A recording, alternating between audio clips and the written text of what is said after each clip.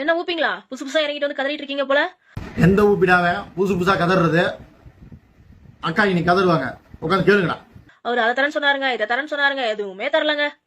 என்னம்மா அது தரல இது தரலன்னு எங்க அண்ணனை குறை சொல்லிட்டு இருக்க? எங்க அண்ணன் என்னென்ன தந்திருக்கா தெரியுமா? அக்கா ஒரு பட்டியல போடுவாங்க, உட்காந்து பொறுமையா கேட்கணும், சரியா? மனுஷன் ஒரு வாரத்துல இவ்வளவு விஷயம் செஞ்சிருக்காருன்னு தெரியுமா? சொல்லுக்கா, பட்டியல போடுக்கா. வந்தவனே 3 கையெழுத்து. 200 யூனிட் ஃப்ரீ, பெண்கள் பாதுகாப்பு, போதைப் பொருள் இல்லாத தமிழ்நாடு. என்னக்கா பெருசா ஏதாவது குண்ட தூக்கி போடுன்னு பார்த்தா 200 யூனிட் ஃப்ரீ. அக்கா நம்ம அண்ணன் மாசம் 200 யூனிட்னு சொல்லி தான் வந்து தேர்தல் வாக்குறுதி கொடுத்தாரு.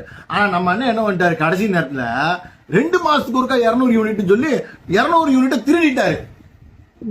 திருடுறதாங்க அது, திருடிட்டாரு அண்ணன்.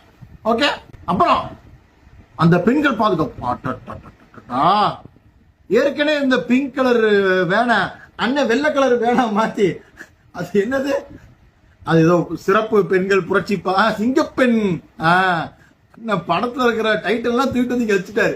சிங்கப்பெண் பாதுகாப்பு படை, அதுவுமே காப்பிக்கா. அப்புறம் வேற என்னமோ சொன்னேக்கா, என்னதுக்கா அது போதை பொருளா? தாவேக்கா நிர்வாகி ஒருத்தன் வீட்டுக்குள்ள கஞ்சா வித்து மாட்டிட்டான்ல, போதை பண்ணு ஒழிச்சுட்டா இருக்கா, ஒளிஞ்சா ஓச்சுக்கா போதை பொருளா.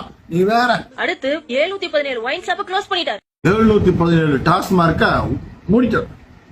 அக்கா அது வந்து இன்னொன்னு சம்பிரதாயம்க்கா, யாராச்சுக்கு வந்தாலும் ஒரு 500 டாஸ்மார்க் மூடுவாங்க.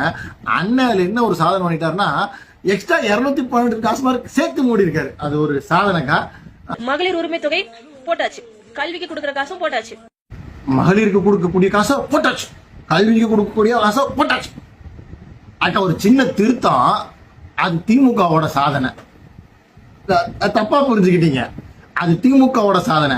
அண்ணன் 2500 கொடுப்பா தெரியுமா, அப்பதான் அது அண்ணனோட சாதனைக்கா. அது திமுகவோட சாதனை, அண்ணன் சாதனை இல்ல.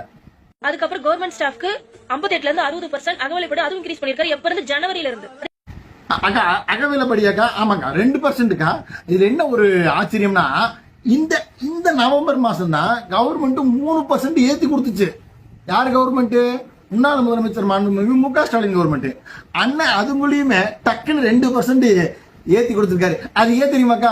அண்ணனுக்கு தபால் ஓட்டுன வச்சு நல்லா நங்கு குத்திட்டாங்களா, அதுல பூரிப்படிச்ச அண்ணன் சரி 2% இன்கிரிமெண்ட் அப்படின்னு இன்கிரிமெண்ட் பண்ணிட்டாருக்கா. நீட் எக்ஸாம் தடுக்க சொல்லி லெட்டர் போட்டிருக்காரு. விவசாயிகளுக்கு வந்து இந்த டாக்ஸ் ஏற்றுமதி இறக்குமதி அதிகமா இருக்கு, இதையும் கொஞ்சம் குறைங்கன்னு சொல்லி அதுக்கும் லெட்டர் போட்டிருக்காரு. நீட் தேர்வு ரத்து, விவசாயிகளுக்காக, மீனவர்களுக்காக. இந்த அண்ணன் போன ஆட்சியில வெறும் லெட்டர் மட்டுமே எழுதி தூங்கி கொண்டிருக்கிறது அரசாங்கம் அப்படி சொன்னார்ல, இப்ப அண்ணன் லெட்டர் எழுதி சாதனை படைச்சிட்டு இருக்காரு. சூப்பர் சாதனை. போயிட்டு வரேன், பாய்.